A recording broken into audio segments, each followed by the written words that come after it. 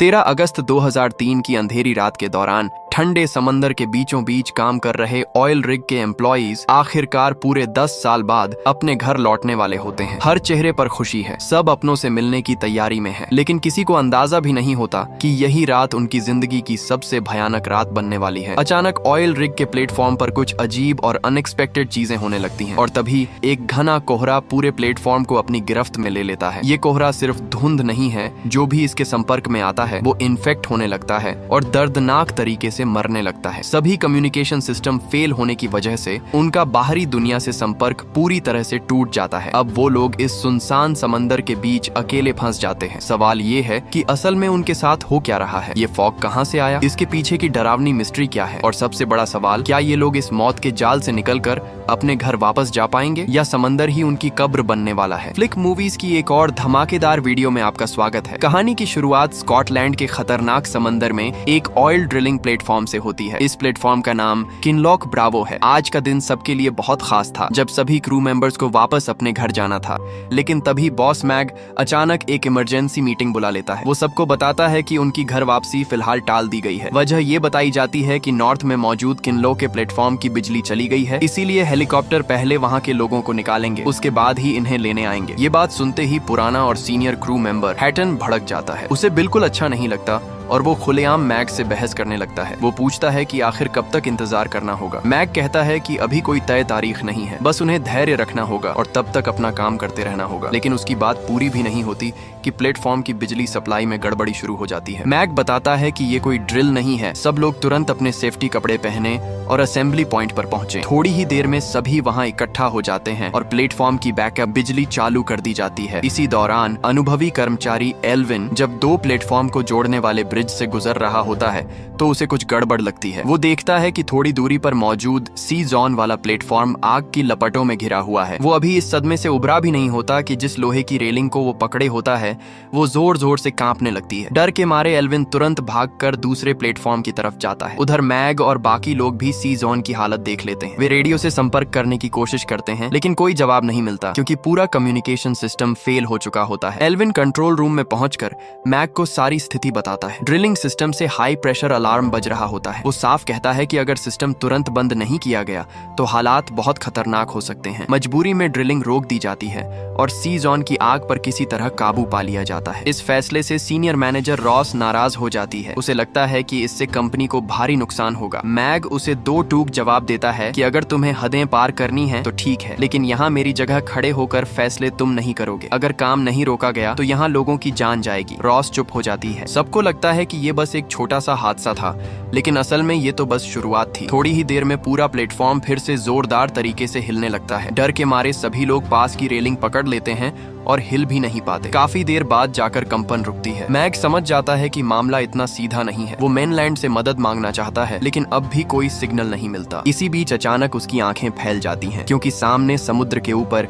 एक बेहद घनी और मोटी धुंध दिखाई देती है जो बहुत तेजी से उनकी ओर बढ़ रही होती है। कुछ ही देर में अजीब तरीके से पूरी समुद्री सतह उस धुंध से ढक जाती है। बाहरी दुनिया से संपर्क करने के लिए मेंटेनेंस टीम लीडर फुल्मर और उसका डिप्टी बाज बाहर जाकर हालात चेक करने का फैसला करते हैं। जब बाज आधा रास्ता चढ़ चुका होता है तो उसे एक बहुत ही अजीब आवाज सुनाई देती है। वो फुल्मर को आवाज देता है, लेकिन कोई जवाब नहीं आता। धुंध इतनी घनी होती है कि उसे फुल्मर दिखाई ही नहीं देता। मजबूरी में वो ऊपर चढ़ता रहता है और पैर फिसल जाता है। असल में वो आवाज सीगल्स की होती है। तभी फुल्मर भी ऊपर पहुंच जाता है। दोनों टॉवर के ऊपर जाकर जांच करते हैं, लेकिन बाहर किसी तरह की गड़बड़ी नजर नहीं आती। सब कुछ ठीक होने के बावजूद सवाल ये था कि फिर कम्युनिकेशन क्यों बंद है। नीचे उतरते वक्त बाज से एक उपकरण गिर जाता है। फुल्मर उसे नजरअंदाज कर आगे बढ़ जाता है, लेकिन बाज जब उसे उठाने जाता है तो देखता है कि पास में एक सीगल अधमरी हालत में पड़ी है। उसी समय रॉस को सिस्टम में एक और अजीब बात दिखती है। समस्या सिर्फ उनके प्लेटफॉर्म की नहीं होती, बल्कि पूरे समुद्री इलाके के सभी ड्रिलिंग प्लेटफॉर्म्स पर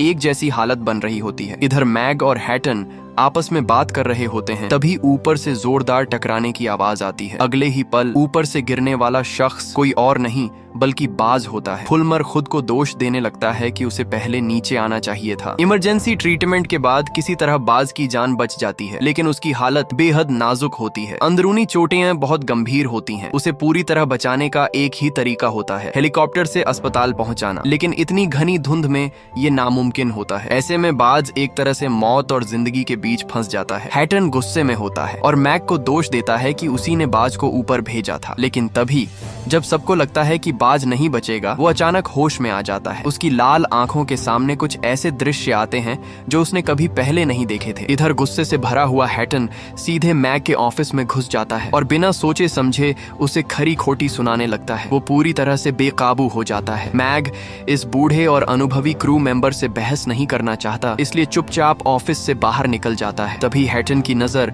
मैग की टेबल पर रखे एक डॉक्यूमेंट पर पड़ती है। ये डॉक्यूमेंट किनलॉग बीजॉन से जुड़ा एक ऐसा राज होता है जिसके बारे में किसी को भी पता नहीं था। थोड़ी ही देर में हैटन सब लोगों को इकट्ठा करता है और सबके सामने ऐलान करता है कि बॉस मैग शुरू से ही सबको धोखा दे रहा है। वो कहता है कि आज सबको घर लौटना था, लेकिन उन्हें जानबूझकर रोका गया। वजह हेलीकॉप्टर नहीं बल्कि कुछ और है। तभी मैग वहां पहुंच जाता है और हैटन से कहता है कि अभी लोगों को भड़काने का सही वक्त नहीं है। लेकिन हैटन रुकने वाला नहीं होता। वो अपनी जेब से एक कागज निकालता है और कहता है, ये मैं पढ़कर सुनाऊं या तुम खुद सबको सच बताओगे। आखिरकार मैग आगे आता है और सच्चाई बताता है। ऊपर बैठे लोग पूरे समुद्री इलाके के सभी ड्रिलिंग प्लेटफॉर्म्स को छोड़ने का फैसला कर चुके हैं। सिर्फ मशीनें ही नहीं बल्कि यहाँ काम करने वाले सभी लोग भी उनके लिए अब जरूरी नहीं रहे। मैग को इसीलिए चुप रहने को कहा गया था क्योंकि कंपनी ने अभी तक सही तरीके से प्लेटफॉर्म बंद करने की तैयारी नहीं की थी। रोते हुए मैग कहता है कि अब उसका बस एक ही मकसद है, सबको सुरक्षित घर पहुंचाना। लेकिन उसकी बात खत्म होते ही आसमान से राख जैसी बारिश होने लगती है। सब लोग हैरान रह जाते हैं। तभी गंभीर हालत में पड़ा बाज अचानक सबके पीछे खड़ा दिखाई देता है। ऐसा लगता है जैसे उसे सब कुछ पहले से पता हो, मगर किसी को सोचने का वक्त नहीं मिलता क्योंकि इस समय सबसे जरूरी बात बाज की जान बचाना होती है। सवाल ये था कि क्या ये लोग इस भयानक आपदा से जिंदा निकल पाएंगे। इस हालात में उनके सामने दो बड़ी मुश्किलें होती हैं। पहली, ये अनजान और खतरनाक आपदा, और दूसरी, आपस में टूटता हुआ भरोसा। घनी धुंध पूरी स्कॉटलैंड की समुद्री सीमा को ढक लेती है। इसके बाद जब उसे मेडिकल रूम ले जाया जाता है तो वो कहता है कि उसे कुछ भी याद नहीं है, बस उसके दिमाग में एक अजीब सी आवाज गूंज रही है और उसने सिग्नल टावर पर कुछ देखा था। ये सुनकर नर्स केट डर जाती है और रॉस से पूछती है कि कहीं वो सच में खतरे में तो नहीं है। रॉस उसे भरोसा दिलाती है कि ये प्लेटफॉर्म अब तक दर्ज की गई सबसे ऊंची लहरों से भी ज्यादा मजबूत है। केट थोड़ी राहत महसूस करती है, लेकिन हकीकत इतनी आसान नहीं होती। उनके जाने के बाद बाज अपने हाथ की पट्टी खोलता है। उसके जख्म से खून बह रहा होता है, लेकिन ध्यान से देखने पर पता चलता है कि उसका खून खुद ही हिल रहा है जैसे जिंदा हो। उधर रेस्ट एरिया में लोग नौकरी जाने के डर से परेशान होते हैं। तभी क्रू मेंबर लेक बाहर चमकती हुई लाइट्स देखता है। एल्विन पहचान लेता है कि ये समुद्र में मौजूद एक रिजर्व शिप का सिग्नल है। एल्विन लेक को ऊपर भेजता है ताकि वो सिग्नल को रिकॉर्ड करे और खुद मैग को खबर देने चला जाता है। लेक हेलीपैड पर पहुंचकर सारे सिग्नल नोट कर लेता है, लेकिन उसे नहीं पता होता कि मौत उसके बहुत करीब है। वो मैसेज डनविन को देता है जो सबको रिजर्व शिप पर जाने की सलाह देता है, लेकिन रॉस को लगता है कि प्लेटफॉर्म ज्यादा सुरक्षित है। इस बार मैग भी उसी से सहमत हो जाता है। इसी बीच बाज के साथ एक और डरावनी बात होती है। उसकी बुरी तरह खराब हो चुकी आंखें अपने आप ठीक हो जाती हैं और हाथ का जख्म भी गायब हो जाता है। वो खुद घबरा जाता है। जैसे ही वो आईने में अपनी आंखें देखता है, उसे फिर से समुद्र के वो डरावने दृश्य दिखाई देने लगते हैं। वो एक कमरे में जाता है और ड्रिलिंग प्लेटफॉर्म के मैप को देखकर अचानक उसके मसूड़ों में तेज दर्द होता है। अगले ही पल वो काली खून की उल्टी करता है और उसके मुंह से एक सुनहरी दाढ़ बाहर गिर जाती है। उधर लेक राख से भरा हुआ वापस आता है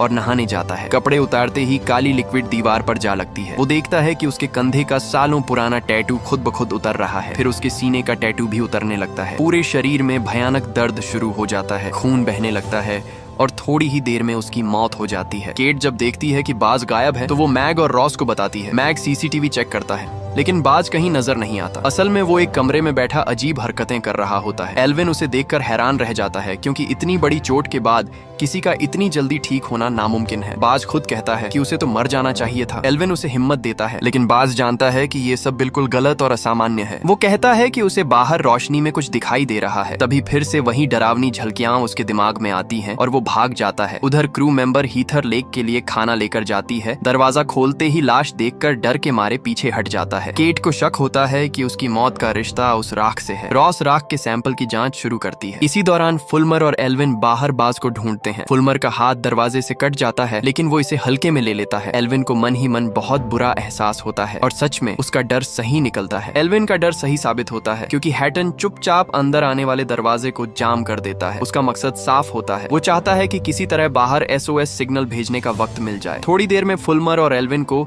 इस हरकत का पता चल जाता है। जैसे जैसे ही रिजर्व शिप को सिग्नल मिलता है, शॉट वो पूरी रफ्तार से ड्रिलिंग प्लेटफॉर्म की तरफ बढ़ने लगती है। दोनों लोग दरवाजा खोलकर उसे रोकना चाहते हैं, लेकिन दरवाजा किसी भी हालत में नहीं खुलता। तभी फुलमर नोटिस करता है कि राख गिरनी बंद हो गई है। लेकिन क्या ये अच्छा संकेत था? बिल्कुल नहीं। एल्विन फुलमर से कहता है कि वो यहीं रहकर आवाज देता रहे, जबकि वो कोई दूसरा रास्ता ढूंढता है। कुछ ही देर में फुलमर की आवाज सुनकर मैग वहां पहुंच जाता है और हैटन की इस हरकत को रोक दिया जाता है। लेकिन अब एक नई समस्या खड़ी हो जाती है। इतनी घनी धुंध में अगर रिजर्व शिप प्लेटफॉर्म से टकरा गई तो भयानक हादसा हो सकता है। अब उनके पास किस्मत के भरोसे रहने के अलावा कोई रास्ता नहीं होता। उसी वक्त एल्विन बाहर फिर से बाज को देखता है। वो उसे अंदर ले जाना चाहता है, लेकिन बाज साफ मना कर देता है। वो कहता है कि उसे यहीं रुकना है। एल्विन को लगता है कि गिरने के बाद बाज का दिमाग खराब हो गया है, इसीलिए वो जबरदस्ती उसे अंदर खींचने की कोशिश करता है। लेकिन अचानक बाज उसे रेलिंग पर धक्का दे देता है। उसकी ताकत किसी आम इंसान जैसी नहीं लगती। अगले ही पल एल्विन का दम घुटने लगता है। उसके मुंह से समुद्री पानी निकलता है और वो जमीन पर गिर पड़ता है। उसी समय रिजर्व शिप प्लेटफॉर्म के बेहद करीब आ जाती है। बाज भागकर वहां से दूर चला जाता है। डनविन अपनी जान जोखिम में डालकर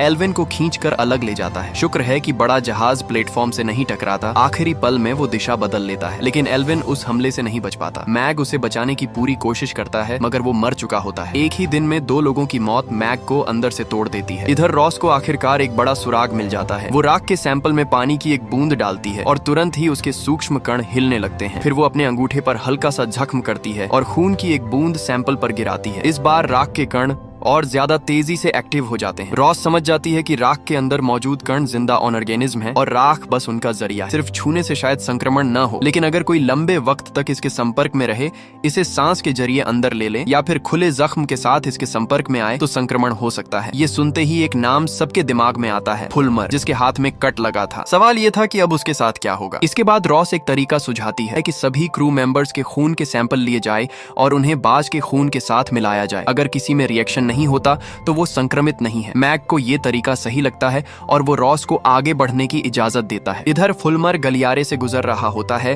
तभी वो मेडिकल रूम के बाहर गिरी 2 A4 शीट्स देखता है। अंदर झांकता है तो देखता है कि बाज वहां कुछ ढूंढ रहा है। फुलमर उसे आवाज देता है। बाज घबरा जाता है। फुलमर उसे शांत रहने को कहता है और कोई और गलत कदम न उठाने की सलाह देता है। बाज टूटे हुए मन से कहता है कि वो ऐसा नहीं करना चाहता, लेकिन उसके दिमाग में लगातार आवाजें आ रही हैं जो उसे कंट्रोल कर रही हैं। वो कहता है कि जब उसने एल्विन को मारा तब भी उसका दिमाग बिल्कुल खाली था। उसे खुद नहीं पता था कि वो क्या कर रहा है। फिर वो कुछ ऐसा कहता है जिससे फुलमर पूरी तरह सन्न रह जाता है। बाज जवाब देने के बजाय फुलमर के कटे हुए हाथ को देखता है। तभी रॉस कमरे में आ जाती है। जैसे ही वो देखती है कि बाज खून का सैंपल लेकर भाग रहा है, वो घबरा जाती है और उसे रोकने की कोशिश करती है, लेकिन बाज पागलों की तरह भाग निकलता है। रॉस उसे पकड़ने की बात करती है, लेकिन फुलमर मना कर देता है। उसका कहना होता है कि बाज अब बहुत खतरनाक है और कोई भी जल्दबाजी सबको भारी पड़ सकती है। फुलमर को खुद भी एहसास नहीं होता कि वो अनजाने में बाज की मदद कर रहा है। इस बीच बाज एक बड़े खंभे के पास पहुंचता है और अपने खून का सैंपल समुद्र में फेंक देता है। जब मैग को ये बात पता चलती है तो वो गुस्से में फुलमर से पूछता है कि उसने तुरंत खबर क्यों नहीं दी। फुलमर कहता है कि उसके पास वक्त ही नहीं था। मैग फैसला करता है कि अगर सबका टेस्ट नहीं हो सकता तो जो सबसे ज्यादा संक्रमित लग रहे हैं उन्हें आइसोलेट किया जाएगा। ये फैसला सही होता है, लेकिन कुछ चीजें अब कंट्रोल से बाहर जा चुकी होती हैं। बाज को ढूंढने और प्लेटफॉर्म को सुरक्षित करने के लिए मैग एक इमरजेंसी मीटिंग बुलाता है। धुंध छंट चुकी होती है, राख भी गिरना बंद हो जाती है। सबको प्लेटफॉर्म की सफाई का काम सौंपा जाता है ताकि संक्रमण का खतरा कम हो सके। साथ ही एक और मुश्किल काम सामने होता है, बाज को ढूंढ कर वापस लाना। लेकिन अगर वो लौटना ही न चाहे तो इस पर मैग सख्त होता है। जल्द ही पूरे प्लेटफॉर्म पर डिसइंफेक्शन सिस्टम चालू कर दिया जाता है और सभी क्रू मेंबर्स अलग अलग जगहों पर फैल जाते हैं। उधर बाज एक ऑयल टैंक में छिपा होता है। वो तेल से बातें करने लगता है। जहां जहां उसका हाथ छूता है वहां हरे रंग के धब्बे उभरने लगते हैं जो देखते ही देखते फैलने लगते हैं। उसी समय रॉस को एक और चौंकाने वाली खोज होती है। प्लेटफॉर्म की पहली खुदाई के दौरान जो प्राचीन फॉसिल मिला था उसके स्पोर्स बिल्कुल उन्हीं जैसे होते हैं जो राख में पाए गए थे। ये फॉसिल करीब 30 करोड़ साल पुराना पर्मियन काल का होता है, जब समुद्र की 90% प्रजातियां खत्म हो गई थीं। और हैरानी की बात ये कि ये ओनेल फील्ड उसी दौर की चट्टानों से जुड़ी होती है। उधर बाज हरे धब्बों को बढ़ते हुए देख ही रहा होता है कि तभी क्रू मेंबर गारो अचानक ओनाइल टैंक का दरवाजा खोलकर अंदर आ जाता जाता है। बाज फौरन छिप जाता है। गारो जैसे ही टैंक के अंदर का नजारा देखता है उसकी हालत खराब हो जाती है। हर तरफ फैली हरी चिपचिपी परत और अजीब सी हरकतें देखकर वो पूरी तरह घबरा जाता है। वो मदद के लिए किसी को बुलाने ही वाला होता है कि तभी बाज उस पर हमला कर देता है। गारो की चीखें सुनकर हैटन और डनविन दौड़ते हुए पहुंचते हैं। गारो कांपती आवाज में बताता है कि उस पर बाज ने हमला किया है। इतना कहकर वो मुंह से काला खून उगल देता है। उसी पल समुद्र के नीचे ड्रिलिंग प्लेटफॉर्म से जुड़ी जमीन में एक बहुत बड़ा छेद बन जाता है। पूरा प्लेटफॉर्म जोर जोर से कांपने लगता है। सिर्फ 2 दिनों में ये तीसरी बार होता है। हैटन देखता है कि ऑयल टैंक पूरी तरह हरे जैविक पदार्थ से भर चुका है। वहीं डनविन की नजर गारो के हाथ पर पड़ती है। उसका हाथ खून से लथपथ होता है और उसकी मुट्ठी में वही दाढ़ फंसी होती है जो उसने थोड़ी देर पहले उल्टी में निकाली थी। डनविन कुछ समझ पाता उससे पहले ही गारो हिलने लगता है। उसी समय ड्रिलिंग प्लेटफॉर्म की फ्लेयर टॉर्च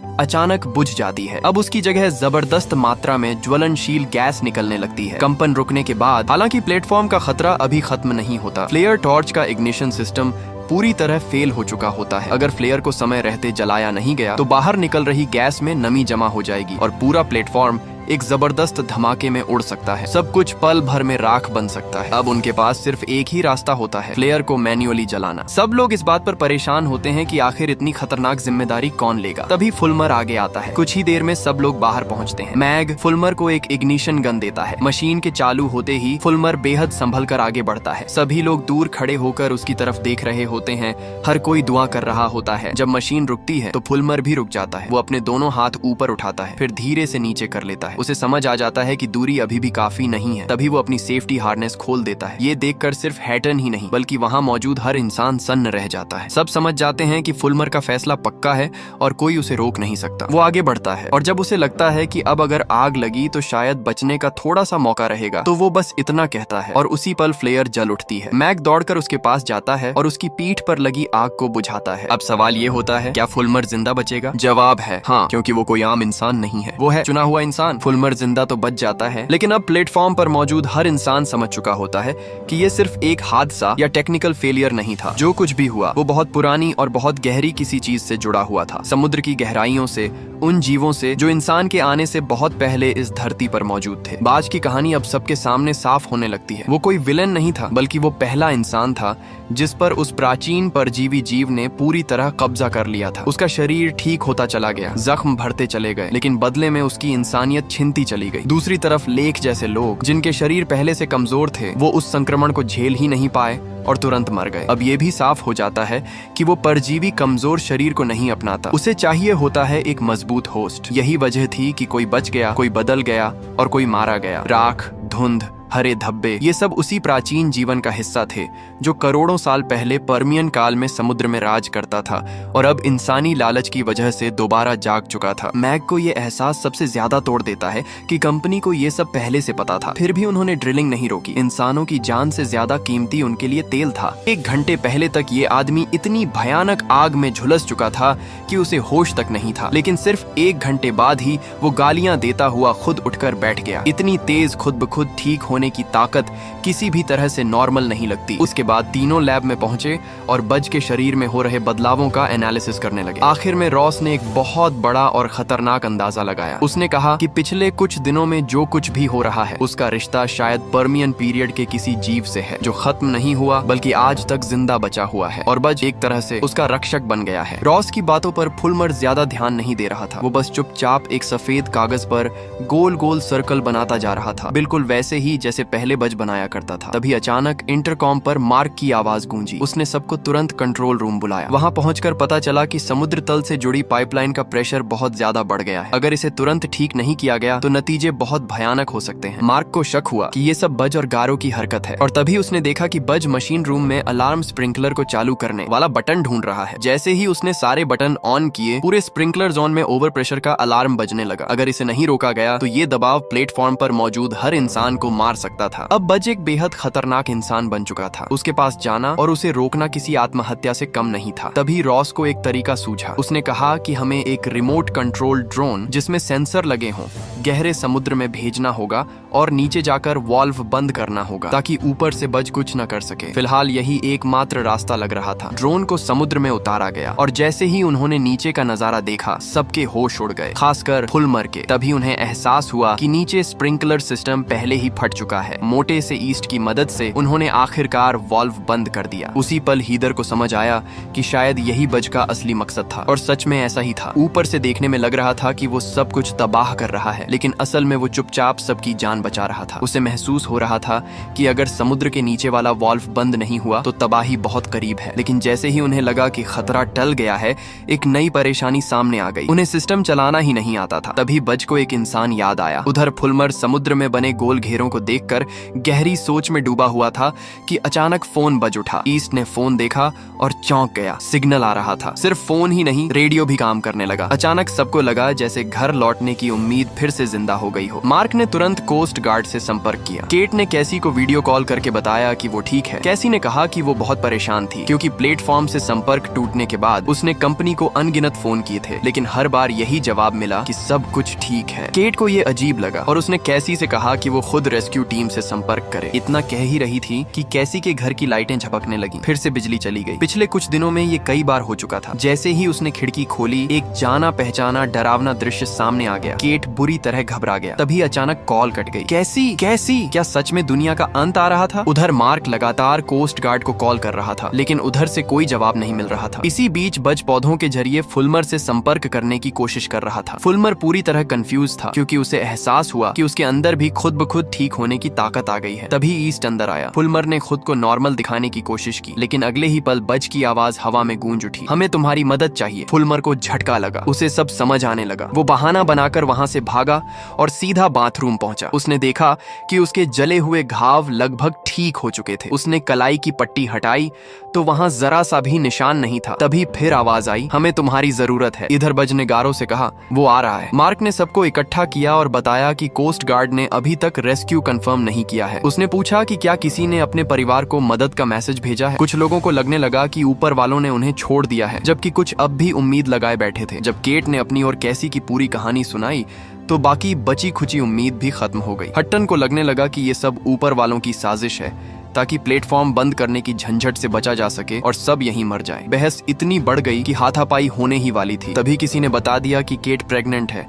पूरा माहौल एकदम शांत हो गया। मार्क पहले हैरान हुआ, फिर गुस्से में फट पड़ा। केट शर्मिंदगी में वहां से भाग गया। मार्क भावुक हो गया। उसने कहा कि उसका काम सबकी सुरक्षा है और इसी वजह से उसने अपना बच्चा खो दिया। वो एक अच्छा लीडर था, लेकिन हालात के आगे बेबस था। बाहर रोती हुई केट ने देखा कि फुलमर चुपचाप प्रोडक्शन मॉड्यूल की तरफ जा रहा है। चाहे जितना पुकारा, उसने पलट कर नहीं देखा। केट ने पीछा किया, लेकिन देर हो चुकी थी। अब सवाल ये था, फुलमर का ये कदम सबके लिए फायदेमंद होगा या तबाही लेकर आएगा? जब सब लोग इस बात से परेशान थे कि अब यहाँ से निकलेंगे कैसे, तभी उन्हें एक नई उम्मीद दिखाई दी। समुद्र की सतह पर एक लाइफ बोट तैरती हुई दिखी। पहली नजर में लगा कि शायद अब उनकी जान बच जाएगी, लेकिन हकीकत इतनी आसान नहीं थी। अचानक स्कॉटलैंड के पूरे समुद्री इलाके में घना कोहरा छा गया, जो पूरे एक दिन तक फैला रहा। अगले दिन जैसे ही कोहरा थोड़ा थोड़ा छंटा, सबको लगा कि अब शायद घर लौटने का रास्ता खुल गया है। लेकिन अगले ही पल उन्हें एहसास हुआ कि वो गलत थे। पास ही मौजूद किनलॉक सी जॉन से काला धुआं उठता दिखा। उस रात सी जॉन की तरफ जाने वाली बैकअप बोट भी गायब हो गई। सबको लगा था कि शायद सी जॉन के लोग किसी तरह बच गए होंगे, लेकिन अगली रात समुद्र में एक और लाइफ बोट तैरती हुई आ गई। सबने सोचा कि ये मदद लेकर आई है, लेकिन असल में उनके सामने एक बेहद बेरहम और चालाक आदमी आया, डेविड कोको। रॉस ने सेफ्टी के लिए सबसे पहले सबका ब्लड टेस्ट करने की बात कही, लेकिन मोटा कोको साफ मना कर देता है। वो अपना आईडी कार्ड दिखाकर बताता है कि वो हेड ऑफिस से भेजा गया है और उसे तुरंत कंट्रोल रूम जाना है। ईस्ट को उसे देखकर एक जाना पहचाना चेहरा दिखता है, जिससे साफ लगता है कि दोनों का रिश्ता कुछ खास है। कंट्रोल रूम में रॉस कोको से पूछती है कि सी जोन में आखिर हुआ क्या और वो वहां कैसे पहुंचा। कोको टाल मटोल करता है और बस इतना कहता है कि वो एक सीक्रेट प्रोजेक्ट पर काम कर रहा था। उल्टा वो रॉस से पूछता है कि स्प्रिंकलर सिस्टम क्यों बंद किया गया। डनविन साफ कह देता है कि अगर वो बंद नहीं किया जाता तो सब मर जाते, क्योंकि नीचे समुद्र में ब्लो आउट हो चुका था। रॉस को कोको की बातें बहुत अजीब लगती हैं। उसे अंदर अंदर से बहुत बुरा एहसास हो रहा था। मार्क उसे ज्यादा सोचने से मना करता है और कहता है कि चुपचाप उस पर नजर रखते हैं, लेकिन किसी को अंदाजा नहीं था कि कोको कितना खतरनाक और चालाक है। डिनर टाइम पर हट्टन, डनलिन और शेफ मोर्ची, तीनों पुराने क्रू मेंबर्स, घर वापस जाने का रास्ता ढूंढने की बात कर रहे थे। एक दूसरे को देखते हुए ऐसा लगा जैसे तीनों किसी एक फैसले पर पहुंच गए हों। उसी दौरान कोको चुपके से मार्क के ऑफिस में घुसता है और कुछ ढूंढने लगता है। तभी मार्क अंदर आता है और कोको तुरंत दराज बंद कर देता है। दोनों औपचारिक रूप से हाथ मिलाकर मिलते हैं। जब मार्क सी जॉन के लीडर डेरिक के बारे में पूछता है तो कोको एक पल के लिए अटक जाता है। वो कहता है कि धमाके से पहले ही उसे मेनलैंड वापस बुला लिया गया था। साफ था कि वो डेरिक को जानता तक नहीं था। इधर रॉस फुल्मर द्वारा बनाए गए गोल घेरों को देख रही थी और समझ नहीं पा रही थी कि इनका मतलब क्या है। तभी केट की एक बात ने उसे सोचने पर मजबूर कर दिया। केट ने कहा कि ये किसी चार्ट की लेयर्स जैसे लगते हैं या पेड़ के तनों पर बने सालों के निशान जैसे। तभी रॉस को झटका लगा। उसे समझ आया कि ये गोल घेरे जीवन के जन्म और खत्म होने का संकेत है। उसी वक्त मार्क और कोको भी वहां पहुंच जाते हैं, लेकिन रॉस कोको को इग्नोर करके अपनी बात जारी रखती है। वो बताती है कि पहले उसे लगा था कि ये किसी स्ट्रक्चर का डिजाइन है, लेकिन असल में ये पेड़ के रिंग्स और धरती की परतों जैसे हैं। हर एक रिंग किसी एक युग को दिखाता है और इनके बीच की दूरी धरती पर हुए 5 बड़े महाविनाशों के टाइम से मेल खाती है, जैसे ऑर्डोविशियन, डेवोनियन, पर्मियन और बाकी। आखिरी रिंग आज के समय को दिखाती है। ये सुनते ही कोको का चेहरा उतर जाता है। तभी वो बोल पड़ता है और कहता है कि सी जोन की तबाही भी इसी वजह से हुई थी। उसके मुताबिक ये सब इन्फेक्टेड लोगों की वजह से हुआ। अब दोबारा ऐसा न हो, इसके लिए वो चाहता है कि प्रोडक्शन मॉड्यूल में जाकर बज और उसके साथी को खत्म कर दिया जाए। मार्क ये सुनते ही भड़क उठता है। वो साफ कह देता है कि वो किसी को भी नुकसान नहीं पहुंचाने देगा। कोको को समझ आ जाता है कि यहाँ बात नहीं बनेगी, इसलिए वो वहाँ से निकल जाता है, लेकिन वो हार मानने वालों में से नहीं था। बाहर निकलते ही हट्टन और डनलिन उसके पीछे आ जाते हैं। कोको उन्हें बहकाते हुए पूछता है घर जाना है। घर लौटने की चाह में वो उसकी बातों में आ जाते हैं। कोको उन्हें समझाता है कि अगर अभी कदम नहीं उठाया गया तो पूरा प्लेटफॉर्म तबाह हो जाएगा। वो भरोसा दिलाता है कि किसी को नुकसान नहीं होगा। मजबूरी में तीनों उसकी बात मान लेते हैं। इधर फुल्मर प्रोडक्शन मॉड्यूल पहुंच चुका था। वो बज से पूछता है कि वो आखिर कर क्या रहा है। बज बस इतना कहता है, हमें उसे बचाना है ताकि वो हमें बचा सके। कोको के कहने पर तीनों पुराने क्रू मेंबर सेफ्टी सूट पहनकर एक कंटेनर तक पहुंचते हैं। पासवर्ड डालते ही दरवाजा खुलता है और अंदर गैस से भरे सिलेंडर दिखाई देते हैं। उसी वक्त कोको कंट्रोल रूम में घुसकर सबको बाहर भेज देता है और पूरे प्लेटफॉर्म का फायर सिस्टम ऑन कर देता है। जैसे ही गैस सिस्टम के जरिए फैलती है, बज और फुल्मर को हवा में मौजूद उस अजीब ताकत की कमी महसूस होने लगती है। जब तीनों निकलने वाले होते हैं, तभी गारो सामने आ जाता है। वो सब देखकर कंफ्यूज हो जाता है। हट्टन उसे हटने को कहता है, लेकिन गारो खून की उल्टी कर देता है। तभी डनलिन को समझ आता है कि उन्हें धोखा दिया गया है। मकसद बेहोश करना नहीं बल्कि मारना था। अब बहुत देर हो चुकी थी। गारो मर चुका था। हट्टन और मोर्ची बाहर निकल आते हैं, लेकिन डनलिन को बाहर से दरवाजा बंद करके अंदर ही छोड़ दिया जाता है। ऑक्सीजन खत्म होते ही वो भी मर जाता है। इधर फुल्मर गारो की लाश देखता है और उसी वक्त पौधे सूखने लगते हैं। जैसे ही वो सिस्टम बंद करने की कोशिश करता है, वो भी जहर से गिर पड़ता है। बज की हालत भी कुछ ऐसी ही हो जाती है। उसी पल समुद्र के नीचे बना आखिरी रिंग बंद हो जाता है। मतलब अब तबाही शुरू हो चुकी थी। अब सवाल ये था कि जो लोग इस प्लेटफॉर्म पर फंसे हैं, क्या वो जिंदा बाहर निकल पाएंगे या नहीं। पिछली घटनाओं के बाद ये साफ हो चुका था कि मोटा कोको चालाकी से 3 पुराने क्रू मेंबर्स से जहरीली गैस रिलीज करवा चुका है। उसी ने बाहर का दरवाजा बंद किया, जिसकी वजह से डनलिन और गारो की दर्दनाक मौत हो गई। अब फुल्मर और बज भी जहर की वजह से बेसुध पड़े थे। क्या उनका भी अंत हो गया था? घटना के बाद मार्क ने बाहर का दरवाजा खोला और फायर सिस्टम बंद कराया। रॉस सेफ्टी सूट पहनकर प्रोडक्शन मॉड्यूल में घुसी। वो किसी भी हालत में फुल्मर को बचाना चाहता था, लेकिन फुल्मर बिल्कुल बेहोश पड़ा था। रॉस उसे घसीट कर बाहर ले जाने की कोशिश करती है, मगर ताकत कम पड़ जाती है और वो वहीं जमीन पर गिर जाती है। उसे लगने लगता है कि अब सब खत्म हो चुका है। तभी कुछ ऐसा होता है जिसकी किसी ने कल्पना भी नहीं की थी। जो हरे पौधे पूरी तरह मुरझा चुके थे, उनमें अचानक फिर से जान आ जाती है। हवा में वही अजीब सी ऊर्जा दोबारा फैलने लगती है और फुल्मर के चारों तरफ घूमने लगती है। अचानक फुल्मर की आंख हिलती है। जैसे ही वो होश में आता है, पौधे पहले से भी ज्यादा तेजी से बढ़ने लगते हैं। ये साफ हो जाता है कि न उसे मारा जा सकता है और न ही उसके रक्षक को। इस तरह से उन्हें खत्म करना नामुमकिन है। कोको को इस बात का अंदाजा भी नहीं था कि उसकी ये हरकत स्कॉटलैंड के लिए कितनी बड़ी तबाही लेकर आने वाली है। उसी वक्त बज भी होश में आ जाता है, लेकिन गारो के साथ ऐसा नहीं होता। वो वापस नहीं आता। वजह सिर्फ इतनी थी कि वो चुना हुआ इंसान नहीं था। यही उसकी मौत की इकलौती वजह थी। फुल्मर को सुरक्षित बाहर निकाल लिया जाता है। अब मार्क का गुस्सा फूट पड़ता है। वो ठान लेता है कि अब कोको से हिसाब लिया जाएगा। उसे सच उगलवाना ही होगा। यही कहानी हमें फ्लैशबैक में किनलॉक सी जॉन ले जाती है। वहाँ हैरिस ने सबसे पहले कोको को बताया था कि स्प्रिंकलर सिस्टम का प्रेशर खतरनाक लेवल पर पहुंच चुका चुका है और अगर तुरंत बंद नहीं किया गया तो भयानक धमाका होगा। लेकिन कोको ने उसकी बात नहीं मानी। उसे पूरा भरोसा था कि प्रेशर अपने आप कम हो जाएगा। असल में वो धमाके को रोकना ही नहीं चाहता था, यही उसका मकसद था। कोको को लगा था कि इस धमाके से समुद्र के नीचे मौजूद वो रहस्यमयी जीव मर जाएगा, लेकिन ये सिर्फ उसकी गलत फहमी थी। धमाके में सी जोन के बहुत से लोग मारे गए। इसके बाद उन्होंने किसी तरह सिस्टम बंद किया और कोको के कहने पर उस सीक्रेट एक्सपेरिमेंट से जुड़े सारे सबूत मिटा दिए गए। सबसे खतरनाक बात ये थी कि जब वो लोग लाइफ बोट से भाग रहे थे तब वो और लोगों को भी बचा सकते थे, लेकिन कोको ने जानबूझकर नाव तुरंत रवाना कर दी। अब वापस मौजूदा समय में कोको से पूछताछ होती है। जब उससे पूछा जाता है कि उसने ये सब क्यों किया, तो वो बिल्कुल ठंडे दिमाग से कहता है कि कंपनी का मकसद था समुद्र से आखिरी बूंद तक तेल निकालना। अगर लीकेज हो तो बंद करो, अगर रुकावट आए तो साफ करो, और अगर कोई खतरा दिखे तो उसे किसी भी कीमत पर खत्म कर दो। वो साफ कह देता है कि ये कोई एक्सपेरिमेंट नहीं था, बल्कि एक खत्म करने का मिशन था, जानबूझकर किया गया सफाया। असल सच्चाई ये थी कि हेड ऑफिस को पहले से पता था कि समुद्र के नीचे कोई बहुत पुराना और ताकतवर जीव मौजूद है। उन्होंने उसे नाम दिया था आदि पुरुष या प्रोजेनिटर। पिछले 6 महीनों से कंपनी उसे खत्म करने की कोशिश कर रही थी, लेकिन हर बार नाकाम रही। यही वजह थी कि उन्होंने पूरा इलाका छोड़ने और सभी कर्मचारियों को रिटायर करने का फैसला कर लिया था। मार्क ये सारी बातें रॉस को बताता है। नतीजा साफ था, अगर आदि पुरुष को समय रहते नहीं रोका गया तो वो जमीन की तरफ बढ़ेगा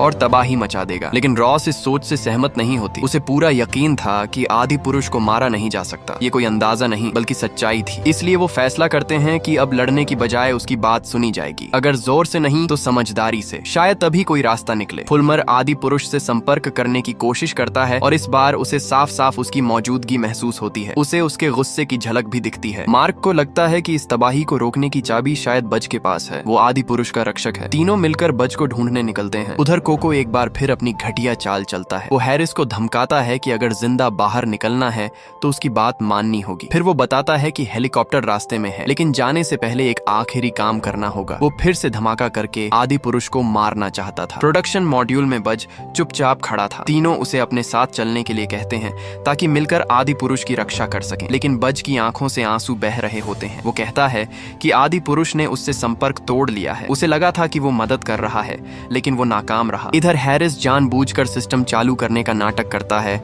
लेकिन असल में ब्रॉडकास्ट ऑन कर देता है। कोको बुरी तरह भड़क उठता है। उसी वक्त हीदर और बाकी लोग भी आवाज सुनकर कंट्रोल रूम की तरफ दौड़ते हैं। तभी आदि पुरुष का गुस्सा फूट पड़ता है। चौथा झटका आता है और पूरा प्लेटफॉर्म हिलने लगता है। हालात और भी खराब हो जाते हैं। जैसे ही चौथा झटका आता है, पूरा ड्रिलिंग प्लेटफॉर्म हिलने लगता है। दीवारें कांप उठती हैं और हर किसी को एहसास हो जाता है कि अब हालात हाथ से निकलते जा रहे हैं। हीदर, केट और बाकी लोग भागते हुए कंट्रोल रूम में घुसते हैं। हीदर गुस्से में कोको पर चिल्लाने ही वाला होता है कि तभी कंट्रोल रूम में एक नई आवाज गूंजती है। बताया जाता है कि रेस्क्यू हेलीकॉप्टर अब बस कुछ ही देर में पहुंचने वाला है और किनलॉक बी जोन के सभी लोगों को तुरंत हेलीपैड की तरफ जाना होगा। ये सुनते ही कोको सबसे पहले दौड़ता है। ऊपर पहुंचकर जब वो आसमान में हेलीकॉप्टर को देखता है तो उसके चेहरे पर अजीब सी जीत वाली मुस्कान होती है। तभी उसके पीछे हट्टन आकर खड़ा हो जाता है। उसके दिल में गुस्सा भरा हुआ है। अगर कोको ने बाहर का दरवाजा बंद न किया होता तो डनलिन आज जिंदा होता। एक पल के लिए हट्टन का मन करता है कि वो कोको को वहीं खत्म कर दे, लेकिन वो खुद को रोक लेता है।